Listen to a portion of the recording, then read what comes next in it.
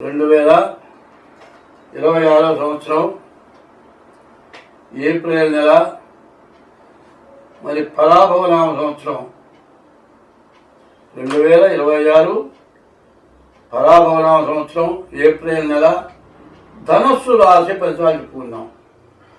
ఈ ధనుర్మీనాలకి గురువు అధిపతి. గురువు సప్తమంలో ఉన్నాడు, బాగుంది. కానీ ఈ ధనస్సు రాశికి అర్ధాష్టమ శని.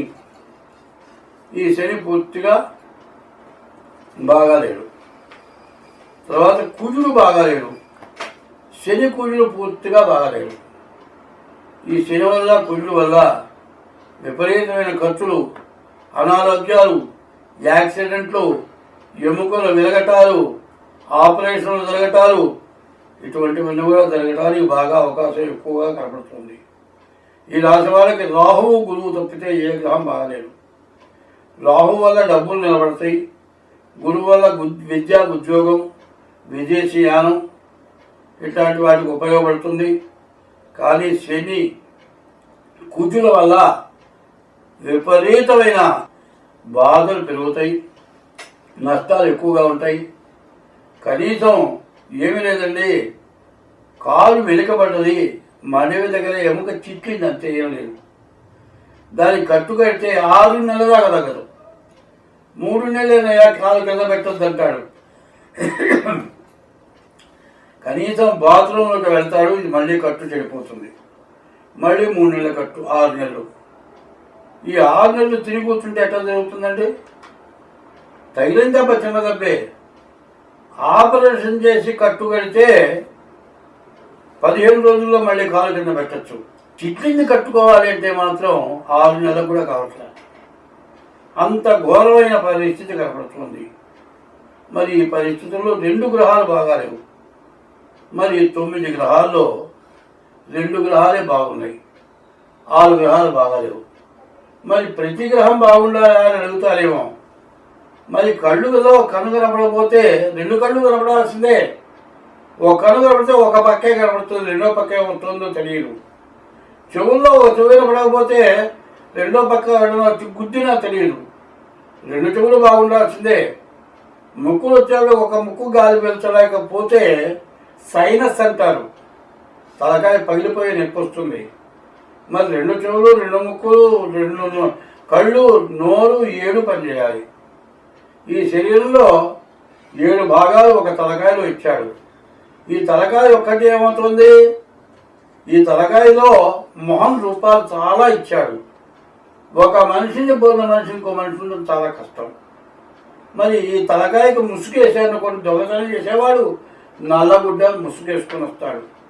ఉరి తీయబడేవాడికి కూడా నల్లగుడ్డ ముసుగేస్తారు. ఈ మెడకాయకి కొంచెం పైన కనపడకపోతే మనిషి ఎవడో గుర్తుపట్టలేడు. అట్లాగే 7 భాగాలు తలకాయలోనే ఉన్నాయి. 2 భాగాలు, 1, 2, ఇవి ఈ 9 భాగాలు. ఈ 9 గ్రహాలకి 9 భాగాలు ఇచ్చారు. ఈ 9 భాగాలు ఏది పని చేయకపోతే మనం ఎట్లా బతుకుతాం చెప్పండి? వాసన లేకపోతే ఎట్లా తెలుస్తుంది?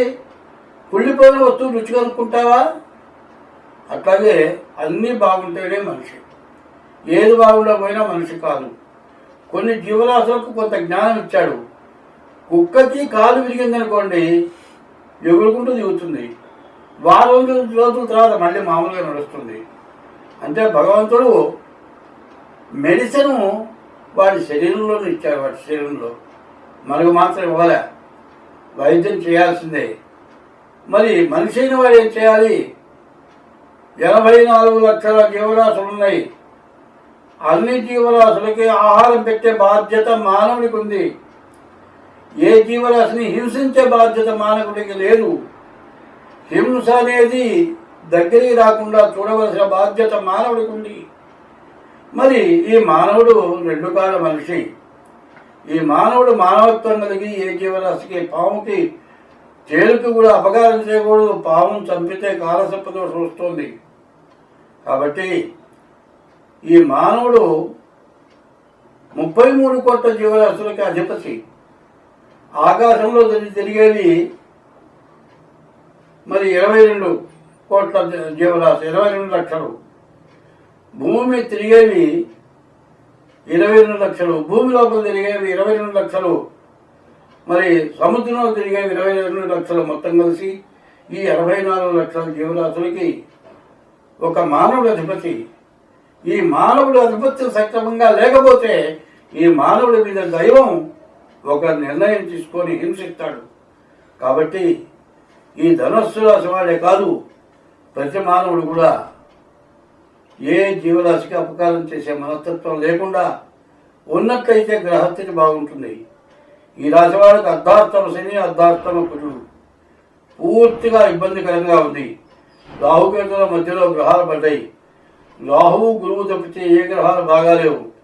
ఈ రాశి వాళ్ళకి మంచి అని చెప్పడానికి ఎక్కడ ఎటువంటి అవకాశం లేదు. ఈ ధనుస్సు రాశి వాళ్ళు డేట్ ఆఫ్ బర్త్ ద్వారా తప్పనిసరిగా జాతకం చూపించుకోవటం చాలా అవసరం. అట్లా లేని పక్షంలో చాలా కష్టాలు పడాల్సిన అవసరం వస్తుంది. జాగ్రత్త పడాల్సిన అవసరం చాలా ఉంది. స్వస్తి.